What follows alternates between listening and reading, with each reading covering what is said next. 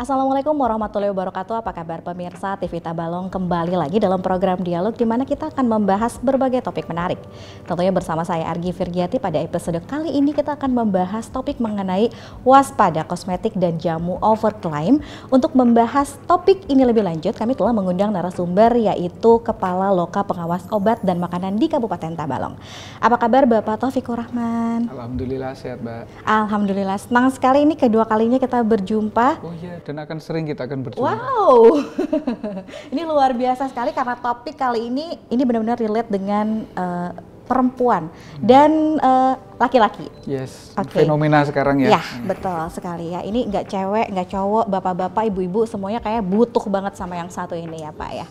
Nah, di awal tadi kita sudah berbicara tentang overclaim, ini tentang kosmetik dan juga jamu. Nah, ini biasanya kalau misalkan sudah overclaim seperti ini kan strategi marketing ya Pak ya, untuk menarik konsumen supaya bisa lebih tertarik menggunakan produk itu dan dianggap bahwa produk itu memang berkhasiat. Nah, kita langsung masuk ke pertanyaan kita yang pertama. Buru ini. Ini langsung buru-buru karena udah semangat banget. Oke, siap. Udah semangat. Nah, Pak, di pasaran ini kan banyak sekali produk kosmetik dan juga jamu yang dianggap memiliki khasiat. Nah, ini khasiat yang memiliki overclaim atau khasiat yang berlebihan. Untuk bisa lebih jelasnya ini, apa sih Pak yang disebut dengan produk overclaim ini? Oke, jadi prinsipnya gini, ini kan sebenarnya ada dua ranah ya, ranah produk yang sebenarnya dibutuhkan masyarakat dengan ranah bisnis, ranah marketing gitu ya. Dari aspek produk, semua sediaan farmasi, obat dan makanan itu harus mendapatkan izin edar BPOM untuk menjaga mutu dan keamanannya. Gitu. Sudah nih, sudah sesuai, kita kasih izin edar. Permasalahan muncul nih sekarang. Apakah dijual sesuai dengan yang sebenarnya, ataukah ada yang berlebihan? Nah, konteks menawarkan sesuatu yang tidak sesuai dengan yang sebenarnya, inilah ya konteks overclaim yang akan kita. Ini juga tentang overclaim. Overclaim itu lagi ngetren banget ya. Ini menjadi topik yang cukup menarik juga ya. Dengan hadirnya seorang dokter detektif gitu ya. Kemarin yang lagi rame-rame. Tapi ini lebih akurat dari dokter detektif karena langsung berhubungan dengan yang mengujinya. Gitu ya Pak ya. Oke, kita lanjut lagi nih. Baik. Untuk sebagai konsumen nih dapat mengetahui bagaimana sih dari konsumen sendiri ini bisa mengetahui bahwa produk tersebut ini adalah overclaim nih. Oke, sebenarnya kalau untuk overclaim, klaim kita kembali ke klaim kosmetik dulu Mbak. Ini konteksnya kita ke kosmetik sama jamu ya. Okay. Ya, jamu. Ini dua hal yang sering dikonsumsi oleh masyarakat dan kalau kosmetik sendiri mungkin spendingnya itu juga cukup signifikan di keuangan keluarga ya. Betul, menjadi kebutuhan primer. Jadi primer. Dan anehnya lagi, banyak di kamar ibu-ibu ini kalau dicek banyak beli kosmetik tapi nggak dipakai dan disimpan saja tuh. Betul, itu termakan iklan biasanya. Nah, bayangkan berapa banyak pemborosan. Nah kemudian pertanyaannya lagi, kenapa dibeli dan disimpan saja? Pasti karena apa? Kemakan iklan. Iklan, ya. Betul kan? Betul, nah, betul. setelah dicoba ternyata tidak sesuai dengan yang diharapkan. Apa yang terjadi? Ada dua. Diem saja dan tidak ngapa-ngapain, ya kan?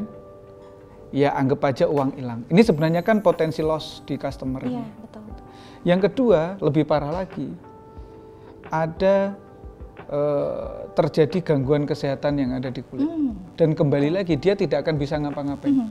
Sejauh ini sangat sedikit sekali konsumen yang melaporkan apabila ada gejala-gejala yang tidak diharapkan muncul pada saat pembelian kosmetik, terutama kosmetik-kosmetik yang ilegal ini ya.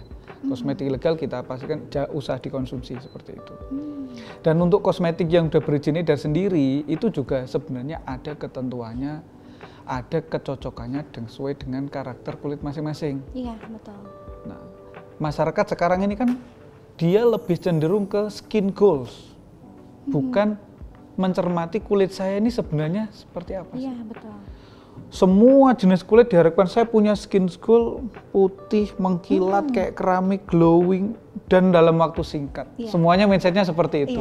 Nah, inilah yang menjadi celah oleh para pelaku-pelaku yang jualan kosmetik menawarkan hal-hal yang sifatnya instan tersebut. Disinilah potensi-potensi overclaim. Nah, kembali ke pertanyaan Mbak tadi. Terus bagi masyarakat gimana? Ya kembali lagi, rubah mindset Anda pada saat beli kosmetik langsung ke skin goals. Tapi kenali dulu dong. Iya, karakter kulit macam-macam, ada kulit lembab, ada kulit berminyak, dan segala macam. Itu nanti disesuaikan. Yang kedua, kosmetik ini bukan obat. Ini yang perlu kita tanamkan. Sehingga izin edarnya sendiri berbeda. Dan sekarang banyak disalahgunakan izinnya kosmetik, tapi diperlakukan sebagai obat. Ini yang akan kita tindak, terutama di klinik-klinik kecantikan ini. Jadi nggak ada istilahnya produk kosmetik kok diinjeksikan. Nah, gitu. Betul. Kembali ke hitohnya kosmetik, dia adalah sediaan luar ya, Mbak ya. Sediaan luar, tidak untuk terapi medis gitu. Jadi ternyata semakin banyak dan menjamurnya dari klinik-klinik kecantikan itu juga perlu kita waspadai ya Pak ya. Bukan berarti ketika wah senang nih sekarang kita nggak usah ke kota ya gitu, maksudnya di Tanjung juga sudah banyak gitu kan ya. Itu yang sebenarnya harus kita waspadai sebagai masyarakat untuk bisa lebih bijak ya Pak ya memilih. Dan ini juga ya tidak ada istilahnya kosmetik yang sifatnya instan. Jadi begitu Anda menginginkan efek instan di bawah 7 hari, secara tidak langsung Anda sudah membahayakan diri sendiri. Gitu. Jadi lebih besar keinginan daripada kesadaran untuk menjaga diri. Niatnya kosmetik itu apa sih? Menjaga tubuh tetap bersih, wangi, sehat. Sehat tidak ya, artinya lebih bersih sehingga terhindar dari kuman, lebih menarik dan segala macamnya gitu ya. Tidak untuk merubah. Nah, itu. Iya. Ini saya paham nih maksudnya kesan merubah ya. Baik, ini penting juga bagi kaum hawa dan juga mungkin yang namanya skincare ini bukan hanya diproduksi atau misalkan dibutuhkan oleh kaum perempuan ya, Pak ya. Sekarang kayaknya cowok-cowok juga kayaknya lebih mahal skincare-nya, lebih lengkap, lebih banyak gitu ya. Nah, ketika kita memilih produk kosmetik, apa saja yang harus diperhatikan oleh konsumen bahwa memastikan produk tersebut aman nih? Ini kan sekarang banyak sekali, kita tidak perlu harus konsul ke dokter kan Pak, bisa beli di marketplace mungkin gitu. Nah, seperti apa nih Pak? Yang pasti tips sederhana yang ingin saya sampaikan itu cek klik ya Mbak ya. Ini berkali-kali saya sampaikan karena singkat, mudah, dan bisa diimplementasikan ke diri dan keluarga. Cek klik kemasan, ya kan? Kemasannya pastiin itu kemasannya tidak rusak, karena ada potensi kontaminan dan segala macam apabila rusak. Semahal apapun produk kalau udah rusak ya mubazir. Sayang diri kita ya. Kemudian cek label. Nah, label ini biasanya ada potensi-potensi overclaim ini. Misalkan dengan klaim-klaim khasiat dan segala macam itu kan bisa memutihkan dalam waktu singkat, kemudian bisa menyembuhkan jerawat. Nah, definisi menyembuhkan ini juga dilarang label nih ya. Kemudian izin edar, pastikan ada izin edar BPOM-nya, baik itu produk produksi dalam negeri maupun produk impor. Gitu. Jangan termakan endorsement influencer yang nggak bertanggung jawab. Ini juga saya himbau nih kepada influencer di sini, tolong kalau endorse itu pastiin produkmu tuh legal dulu gitu. Nah, ini tegas saya ngomong ini untuk influencer. Kalau alasan kalian tidak tahu, tolong belajar. Karena apa? Madorot yang disebarkan lebih banyak dan itu akan kembali ke kalian sendiri. Ini saya benar-benar tegaskan ya kepada influencer itu, kalau mau endorse pastiin kalian tahu produknya itu layak di endorse atau enggak. Jangan hanya sekedar gitu ya. Kemudian terakhir, cek kadaluarsanya. Kadaluarsanya itu yang penting ya. Cek klik. Gini logonya nih. Nah, cek klik. Oke. Ini langsung ya di skat ya langsung. Yes. Karena kesehatan masyarakat saya tidak mau tawar-menawar dengan kesehatan masyarakat. Tidak ada toleransi ya untuk kesehatan dari masyarakat, luar biasa sekali. Nah, Bapak, kita berbicara tentang kandungan ya. Ini tentunya di dalam produk kosmetik ataupun jamu. Kita masih ke kosmetik dulu ya Pak ya sekarang ya. Di kosmetik ini ada beberapa bahan atau kandungan yang memang ada di dalam kosmetik yang peruntukan ini kalau misalkan ibu-ibu atau misalkan yang di rumah juga mungkin paham. Niacinamide ya Mbak ya, ada salicylic acid yang dan lain sebagainya gitu ya. Nah, bahan atau kandungan apa saja yang sebaiknya dihindari dalam pembelian kosmetik setelah kita tadi cek klik. Nah, lalu kita melihat isi kandungan ini apa saja nih Pak yang harus kita perhatikan? Oke, pada prinsipnya kalau sudah ada izin edar BPOM itu sudah steril dari senyawa-senyawa yang berbahaya bagi kulit secara umum nih, secara universal ya, katakanlah dia sudah tidak boleh ada rodamin, kemudian tidak boleh ada merkuri gitu ya, kemudian juga untuk obat-obat keras seperti kayak apa itu yang pada produk apa tuh melanok itu, nah itu obat keras harus dengan resep dokter seperti itu ya. Nah, selama teman-teman atau bapak ibu semua sudah membeli produk yang sudah ada izin edar BPOM-nya, itu kita pastikan tidak ada lagi bahan-bahan berbahaya. Jadi tidak perlu lagi harus seperti ini. Cuman kembali lagi, ini juga saya mengedukasi kepada masyarakat karena era sekarang itu kan tingkat literasi kan makin tinggi ya. Iya, betul. Jadi ada juga misalkan gini, niacinamide itu cocoknya untuk apa? Ya kan? Kemudian asam salisilat misalkan untuk membantu meredakan jerawat dan segala. Pada prinsipnya kan dia antiseptik ya. Kemudian ada retinoat dan segala macam. Itu ada efeknya sendiri ke kulit.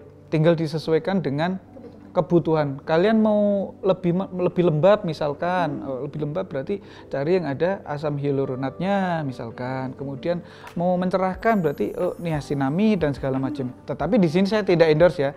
Saya hanya menghimbau masyarakat untuk mulai mengedukasi diri terkait kebutuhan Anda apa, kemudian bahan yang mencapai ke sana apa. Nah gitu. Nanti mereknya itu bebas kok sebenarnya. Apa saja yang penting kandungannya. Iya, yang penting kandungannya gitu. Jadi kadang kita temukan di pasaran misalkan ini ya, kandungannya sama, mereknya berbeda, harganya 10 kali lipat. Hanya kemakan apa? Kemakan iklan segala. Tapi kalau kita bisa mengedukasi diri, tentunya kita bisa lebih cerdas memilih produk itu.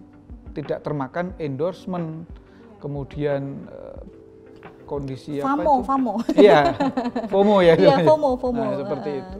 Ya, nah gini nih Pak, ini yang sering sekali terjadi ya ketika kita membeli suatu produk.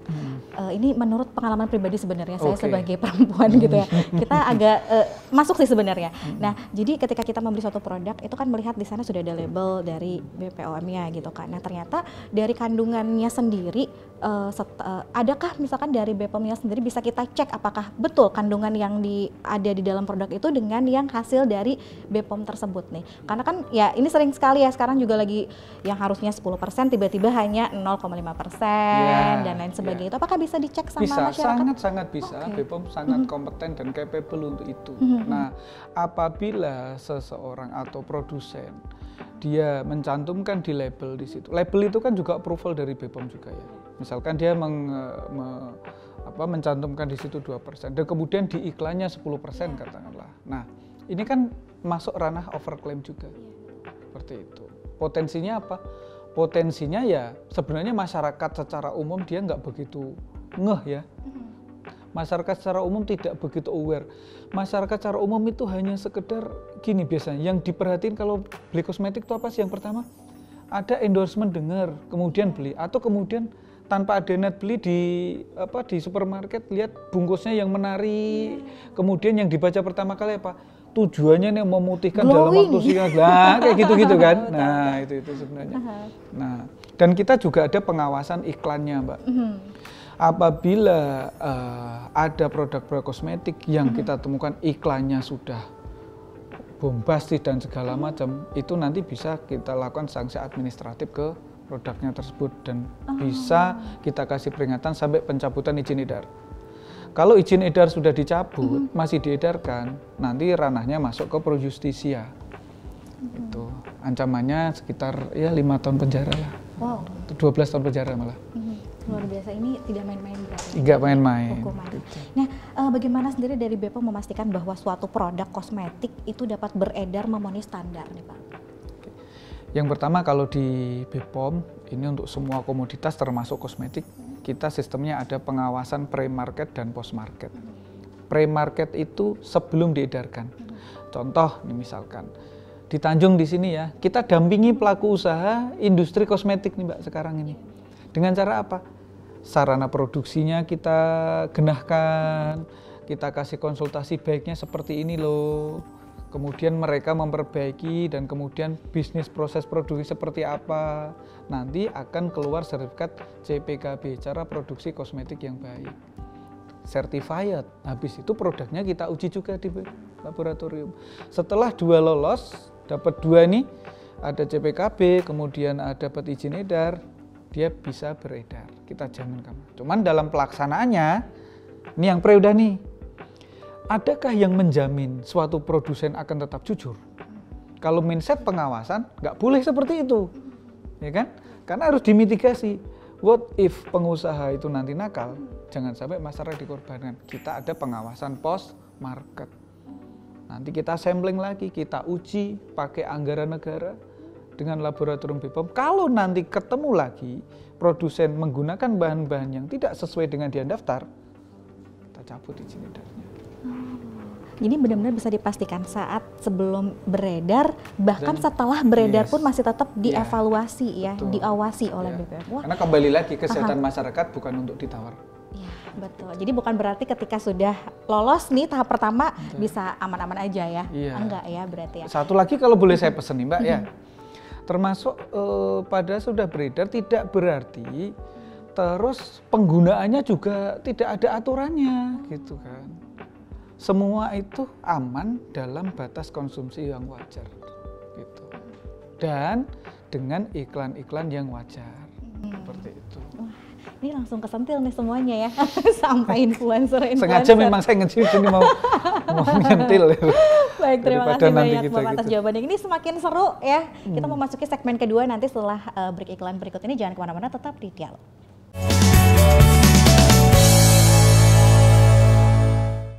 Baik pemirsa, terima kasih Anda dalam program Dialog. Masih setia tentunya dengan topik kita yang luar biasa. Ini menarik dan sangat bermanfaat buat kita ya.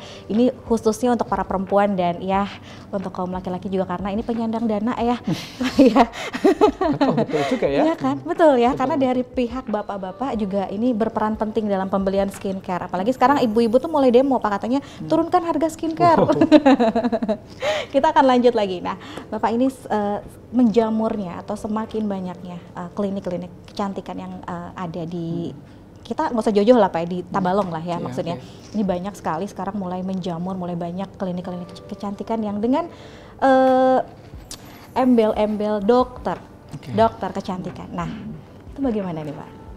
Oke, wah, makasih Mbak ya. Jadi memang yang pertama ini fenomena yang jadi concern BPOM kemarin banyak penyalahgunaan izin kosmetik tetapi digunakan dalam bentuk terapi medis. Ya, ini kami himbau juga ke klinik-klinik kecantikan. Nanti kami akan mampir ke situ dan ngecek apakah ada praktik itu. Nah, gitu. Jadi sebelum kami mampir mohon untuk ditertibkan dulu. Kemudian yang kedua terkait iklan juga nih sesuai dengan tema overclaim. Sesuai dengan Perbepom nomor 3 tahun 2022 dan juga kode etik kedokteran ya, IDI ya. Itu dokter tidak diperbolehkan loh untuk mengiklankan kosmetik. Gitu. Baik itu produknya sendiri atau produk orang lain. Biar apa? Biar tidak timbul konflik of interest antara aspek bisnis dengan aspek profesi. Nah ini mohon yuk buat para bapak ibu dokter, adik-adik dokter, kakak-kakak dokter, tante-tante dokter, yuk kita kembali lagi ke jalan yang benar ya. Kita kembali lagi ya, kenapa? Karena gini, dokter itu profesi yang mempunyai privilege, ya artinya masyarakat itu punya kepercayaan yang tinggi dan harus kita jaga marwahnya. Jadi kami dari BPOM turut menjaga marwah dari profesi ini. Jangan sampai nanti disalahgunakan untuk kepentingan bisnis-bisnis yang seperti itu, gitu ya. Tetap objektif sebagai dokter dan ini juga sesuai kode etik tidak diperbolehkan untuk endorse, iklan, gitu. Dan juga orang yang nggak dokter tapi pakai baju dokter atau pakai seragam-seragam tenaga kefarmasian itu juga nggak boleh gitu ya. Nah nih yuk yang punya akun-akun, yang mempunyai konten-konten seperti itu tolong ditertibkan sebelum nanti kami japri satu persatu. Japri mampir bukan buat perawatan ya, Pak ya, tapi untuk menginvestigasi ya, untuk menjaga marwah profesi tadi kita kan sama-sama seperti itu. Nah ini mindset yang sering sekali dihadapi oleh para perempuan ya, ketika istilahnya ada dokter ada klinik kecantikan, dokter, itu kan kepercayaan kita otomatis sepenuhnya bahwa kita ini akan mendapatkan perawatan yang luar biasa dengan harga yang wow loh Pak. Betul, karena tidak hanya menjual krim saja misalkan ya untuk dari produknya sendiri, tapi ada seperti vitamin C yang diinjeksi dan lain sebagainya. Apakah itu juga melalui pemeriksaan dari BPOM Pak untuk produk-produknya? Jadi ranahnya seperti ini, ranah kalau kita ngomong produk, ada produk yang di klinik itu misalkan ada yang namanya kosmetik, ada yang namanya produk terapeutik ya, obat. Selama izin edarnya sesuai, ya enggak masalah, gitu. Silahkan nanti sesuai dengan tata laksana medis gitu. Yang nggak boleh itu apa sih? Yang nggak boleh adalah penyalahgunaan. Izinnya itu kosmetik, tapi diperlakukan sebagai terapi medis, sebagai obat. Nah, kalau memang mau obat ya didaftarkan aja selayaknya obat. Tentunya screening dari BPOM juga berbeda. Seperti itu. Jangan minta izin kosmetik dengan harapan, mungkin kan kalau kosmetik dengan obat tentu lebih ketat obat. Ya, kan ada efikasi dan uji klinis dan segala macam. Mulai jujur di awal. Tuh. Jangan mentang-mentang masyarakat mudah dibodoh-bodohin. Nah, kami kesini untuk dalam rangka mengedukasi masyarakat juga nih. Biar yuk sama-sama nih literasinya ditingkatkan. Iya, betul. Semakin dicari ya ini penting enggak gitu kan, karena mengingat bahwa ini kayaknya akan semakin banyak ya Pak ya ditemukan gitu maksudnya, karena ini kalau misalkan melihat juga sekarang kosmetiknya aduh mereknya udah nggak bisa dihitung lagi, banyak banget gitu ya. Dan satu lagi nih yang menjadi penting. Kenapa kosmetik ini menjadi pembahasan yang menarik gitu. Yang pertama adalah konsumennya ibu-ibu nih, terutama nih ya. Kita semua juga pakai kosmetik sabun ya, tapi untuk yang masalah skincare dan segala macam, konsumennya ibu-ibu. Dan motivasi ibu beli kosmetik itu untuk apa sih? Saya yakin dia beli tidak untuk produknya, Pak, tapi untuk khasiatnya. Betul sekali. Dia rela ngeluarin uang 5 juta, 10 juta, 20 juta untuk sebuah khasiat kan. Nah, sekarang konteksnya apabila overclaim, dia ngeluarin uang segitu tetapi manfaatnya nggak didapat. Potensi kerugian masyarakat di sini. Konsumen ketipu nih. Nah, ini juga dalam rangka mengedukasi mas seperti itu. Dan lagi kalau ibu-ibu atau bapak-bapak kalau udah kategorinya dengan masalah penampilan, itu sudah tidak ada tawar-menawar lagi. Berapapun saya bayar. Kalau perlu saya kredit bank untuk membelikan penampilan. Itu udah lain lagi. Itu udah emosional ya, kan. Betul. Orang emosional itu ranahnya udah nggak logis lagi. Mudah masuk oleh bujuk rayu, testimoni, klaim-klaim. Yang diharapkan apa? Keajaiban. Udah nggak logis lagi. Saya himbau, yuk kembalilah sadar. Nah, gitu. Jadi bukan berarti yang mahal juga itu memberikan khasiat yang luar biasa ya Pak ya, kalau misalkan dilihat dari tadi cara kita berbicara. Wah, ini memang betul Pak, kalau misalkan skincare rutin katanya ini banyak banget kan. Ini mau tidur aja berapa layer loh Pak. Pakai serum dulu, pakai toner dulu gitu kan. Ini yang memakan biaya yang cukup besar dan mungkin bapak-bapak di rumah juga menangis gitu ya. Karena saldonya sekarang dialokasikan ke skincare. 35% untuk skincare ya. Iya, betul sekali. Nah, kita berbicara mengenai jamu. Nah, ini juga kosmetik dan jamu memiliki keterkaitan lah ya. Kalau misalkan sudah skincare, otomatis jamu juga menjadi salah satu penunjang untuk penampilan. Ini tetap ya kalau misalkan perempuan dan lain sebagainya. Nah, kita sering menemukan jamu di pasaran dengan klaim manfaat kesehatan yang luar biasa ya. Jadi bagaimana cara konsumen ini bijak sebelum memilih jamu yang akan dikonsumsinya nanti Pak. Oke, kembali ke prinsipnya untuk produk-produk sediaan farmasi baik jamu, kosmetik, cek izin edar BPOM-nya dulu. Ini basicnya ya, ini ya teman-teman, basicnya ini dulu. Kemudian kalau misalkan ditemukan di lapangan ada produk jamu tanpa izin edar dengan klaim-klaim yang wah segala macam, kayak kemarin ya kami menemukan di pasaran ada beberapa sediaan jamu dalam bentuk cair di botol itu dengan iklan yang bombastis, gitu. Bisa segala macam lah, mengobati penyakit sampai mengobati gagal ginjal dan segala macam. Mohon maaf bos, itu jelas-jelas hoax ya gitu. Jadi kita pakailah nalarnya gitu loh ya. Kita pakai nalarnya. Jamu itu tidak ada yang mempunyai efek instan. Apabila ada jamu yang mempunyai efek instan, itu patut dicurigai mengandung bahan kimia obat dan itu dilarang. Karena penggunaan bahan kimia obat tidak dalam pantauan dokter, yang diserang adalah organ-organ dalam, ginjal, liver, dan segala macam.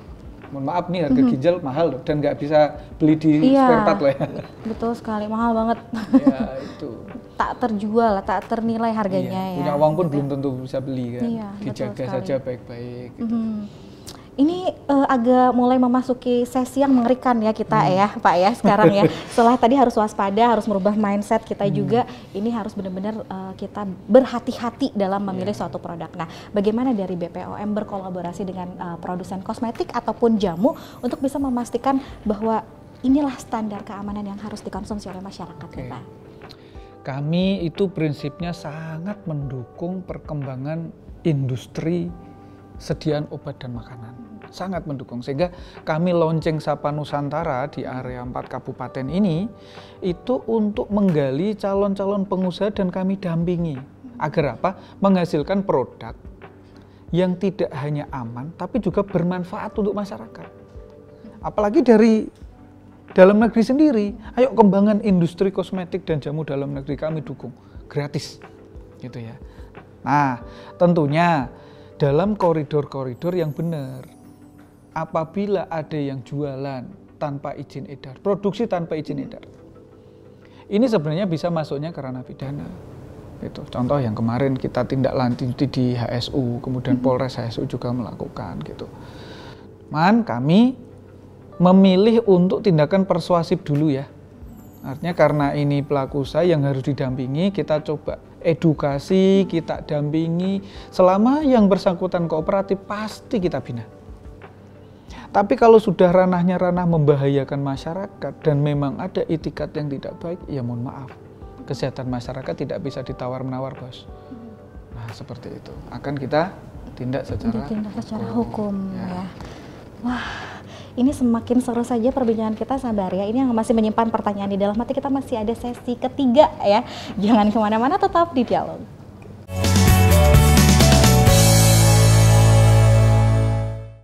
Baik, terima kasih pemirsa, Anda masih setia dalam program Dialog. Melanjutkan perbincangan kita di segmen ketiga yang semakin seru saja. Nah, ini udah senyum-senyum nih Bapak ya. Ini melihat dengan semakin berkembangnya industri kecantikan dan juga kesehatan.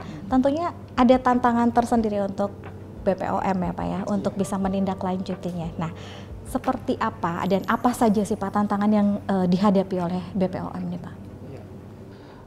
Tantangannya ini termasuk kondisi yang memang tidak bisa dihindari. Dalam hal ini arus informasi yang makin masif itu membuat orang teresiko terpapar informasi yang cepat dan kadang tidak bisa dipertanggungjawabkan validitasnya. Sehingga masyarakat-masyarakat yang ingin mengkonsumsi produk-produk kesehatan ini, kita kembali lagi nih ya, saya lihat motivasi orang membeli produk-produk kesehatan itu dia tidak beli produknya, tetapi beli manfaat yang ingin didapatkan. Terutama teman-teman saudara-saudara kita yang sakit, itu mereka menunggu, seolah-olah menunggu keajaiban. Nah, gitu. Dan ini dimanfaatkan oleh pelaku-pelaku industri masuk ke celah-celah emosional ini, menjanjikan keajaiban-keajaiban yang justru malah membawa dampak yang tidak bagus bagi kesehatan konsumen, selain kerugian ekonomi tadi. Nah, ini tantangannya seperti itu. Jadi masyarakat terlalu banyak terpapar informasi, sehingga perilaku-perilaku konsumtif, perilaku-perilaku konsumsi juga makin tak terprediksi ini. Nah, gitu. Itu tantangannya. Kemudian juga perkembangan teknologi membuat produsen-produsen semakin variatif dalam membuat produk. Era yang serba cepat, keinginan mendapatkan keuntungan yang instan, ini membuat bagaimana caranya mereka untuk bisa mengembalikan modal itu. Ini hukum alam ya. Nah, tugas kami adalah bisa mengelola energi-energi yang ada itu untuk tetap melakukan pengawasan yang efektif, agar tetap bisa jaga masyarakat dalam kondisi mereka sadar atau enggak. Karena biasanya suka nggak sadar gitu ya. Nah, hampir 80% orang beli itu nggak sadar loh. Betul, tiba-tiba check out gitu ya Pak. Iya. Nah, ini masuk lagi ke pertanyaan yang kedua. Ini berhubungan juga dengan yang tadi Bapak sampaikan. Ini lebih ke mungkin tips atau mungkin trik juga dari BPOM sendiri kepada masyarakat bagaimana sih bisa memperhatikan bahwa produk-produk tersebut itu overclaim dan ya unfaedah lah ya Pak, bisa disebutkan seperti apa nih Pak? Di sini himbauannya saya bedakan menjadi 3 nih. Yang pertama dari aspek konsumen end user jangan percaya terhadap iklan-iklan yang bombastis, pasti hoax gitu. Udah pasti hoax itu. Jadi lindungi diri Anda dari resiko-resiko kesehatan yang mengatasnamakan hoax dari mulut siapapun itu. Ya, kita tidak akan melihat dia pakai seragam, pakai segala macam gitu ya. Selama dia menawarkan sesuatu yang sifatnya instan dan segala macam, nggak usah dipercaya. Kemudian yang kedua, dari aspek pelaku usaha, ayo sama-sama nih saya ajak nih untuk jaga kualitas produknya masing-masing. Dengan cara apa? Ikutin regulasi. Kalau jualan kosmetik atau jamu harus ada izin BPOM-nya. Kami dampingi kok dengan sepenuh hati. Tinggal WA, petugas kami datang ke lokasi gratis. Kurang apa coba ya kan? Nah gitu. Jangan sekali-sekali jualan produk kosmetik ilegal. Untungmu nggak seberapa dengan denda yang akan dituntut kepada Anda. Langsung miskin saat itu juga. Kenapa? Kesehatan masyarakat itu tidak bisa ditawar-menawar. Yang ketiga, untuk yang jualan nih, lini tengah-tengah nih. Tolong kalau mau ngejar omset, jangan nipu masyarakat. Saya paling sebel nih. Untuk yang suka jualan, saya dulu juga sales Bapak Ibu. Artinya saya tahu bagaimana trik-trik marketing. Nah, produk-produk di lini kesehatan ini rentan sekali mengandung manipulasi. Dengan alasan testimoni, no, nggak ada testimoni. Setiap klaim harus didasari data klinisnya. Anda sudah punya data klinis, Anda punya data penelitian, sudah didaftarkan ke BPOM klaim itu. Kalau nggak ada, tolong jangan aneh-aneh. Gitu. Nggak ada istilah, saya nggak tahu Pak, mulai belajar sekarang. Jangan ketidaktahuan Anda itu nanti membawa madorot untuk masyarakat. Nah, itu yang saya katakan. 3 aspek itu. 3 aspek tadi ya. Ini langsung ya terbuka ya untuk para masyarakat yang ada di rumah ya. Waduh, ini nggak jadi deh check out, nggak jadi gitu ya. Nah, kita berbicara tentang tadi kosmetik atau juga jamu yang beredar secara ilegal. Nah, apa sih wewenang dari BPOM sendiri terhadap produk kosmetik dan jamu yang beredar secara ilegal itu, dan sanksinya tadi udah di spill sedikit tapi boleh diperdalam lagi Pak biar timbul rasa kesadaran lah ya mungkin ya. Betul ya. Jadi Undang-Undang Kesehatan yang tahun 2023 nomor 17 tahun 2023 di situ ada klausul ya, ada pasal yang menyebutkan setiap orang dilarang mengedarkan sediaan farmasi yang tidak memenuhi mutu dan keamanan ya. Nah, kosmetik jamu itu masuk sediaan farmasi. Bagaimana cara memenuhi mutu keamanan? Yaitu dengan jaminan adanya izin edar BPOM. Jadi kalau nggak ada izin edar BPOM itu tidak terjamin mutu keamanannya. Nggak peduli Bapak bilang, "Oh, ini saya sendiri yang bikin." Emang Bapak tahu ada bakteri di situ? Emang Bapak lihat ada bakteri di situ? Emang bisa ngelihat ada Staphylococcus aureus di situ? Nggak ada. Perlu sebuah instrumen yang memastikan. Kenapa? Masyarakat jangan sampai dikorbankan dengan keyakinan subjektif Anda. Gitu. Kemudian begitu juga kosmetik. Sama, sediaan farmasi juga. Resiko-resiko sediaan farmasi lebih tinggi dibanding dengan cemilan-cemilan biasa. Nah, kemudian ancamannya apa? Ancaman pidana. Ya, pidana 12 tahun penjara. Gitu. Emang ada Pak? Loh, jangan salah.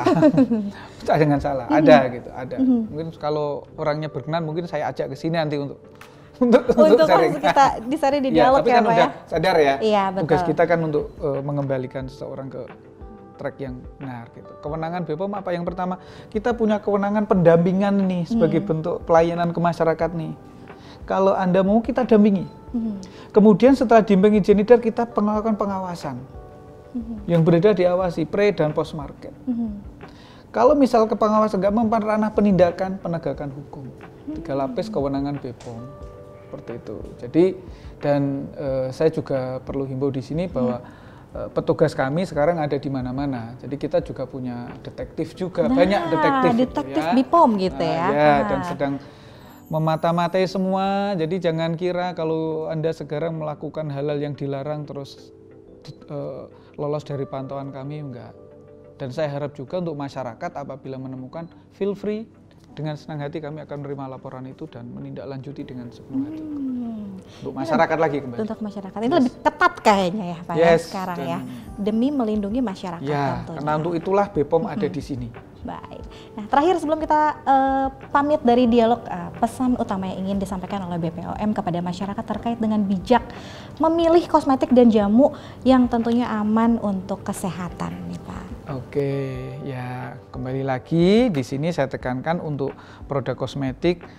Silakan Bapak Ibu itu kenali diri dulu sendiri sebelum memakai produk ya. Jadi kenali tipe kulitnya, konsultasilah ke dokter kalau tidak tahu untuk mengetahui profil dari kulit saya itu seperti apa dok. Kemudian minta rekomendasi seperti apa baiknya gitu. Baru kita ngomong skin goal. Setelah tahu, oh produk seperti ini, terus harapan saya untuk kulit saya seperti ini dok, misalkan gitu. Nah barulah nanti dokter akan memberikan treatment sesuai dengan skin goal Anda. Kalau mau melakukan swamedikasi dengan kosmetik yang ada di pasaran, boleh-boleh saja disesuaikan antara tujuan Bapak Ibu dengan kandungan yang ada di situ. Misalkan kalau membicarakan, oh berarti ini niacinamide-nya dan segala macamnya. Tahu dari mana di situ? Kalau belum tahu silahkan tanya ke dokter. Atau silahkan belajar edukasi diri sendiri. Dan yang pasti jangan konsumsi produk yang tidak ada izin edar dari BPOM-nya. Itu kami tekankan. Yang harus digarisbawahi ya. Jadi pertama kali melihat harus melihat izin edar dari BPOM. Ya, kenapa? Karena kami melakukan pengawasan nggak main-main gitu. Iya, untuk Bapak Ibu. Jadi silahkan dipakailah kinerja kami itu untuk melindungi kesehatan Bapak Ibu dan keluarga masing-masing.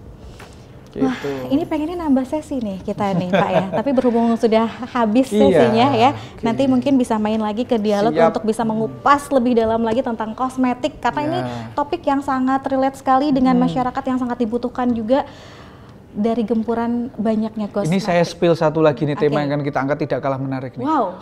Ini potensi penyalahgunaan obat di kalangan anak-anak SMP SMA di Tabalong. Nah, nanti kita akan kupas lebih lanjut pada sesi berikutnya. Di dialog selanjutnya tentunya. Baik, luar biasa sekali Bapak hari ini untuk ilmunya ya yang telah diberikan, untuk informasinya juga yang luar biasa sekali, bisa mengedukasi masyarakat dan juga pemirsa yang ada di rumah. Terima kasih juga telah berkenan hadir berbagi informasi seputar tema kita kali ini. Ditunggu untuk tema selanjutnya di dialog. Tentunya untuk masyarakat. Untuk masyarakat ya. Dan semoga tema tadi menambah wawasan kita semua dan meningkatkan kesadaran kita untuk lebih bijak memilih kosmetik dan jamu yang aman. Jangan lupa untuk terus saksikan program dialog tentunya dengan topik-topik menarik lainnya. Saya Ergi Virgiati pamit undur diri. Wassalamualaikum warahmatullahi wabarakatuh. Waalaikumsalam warahmatullahi wabarakatuh.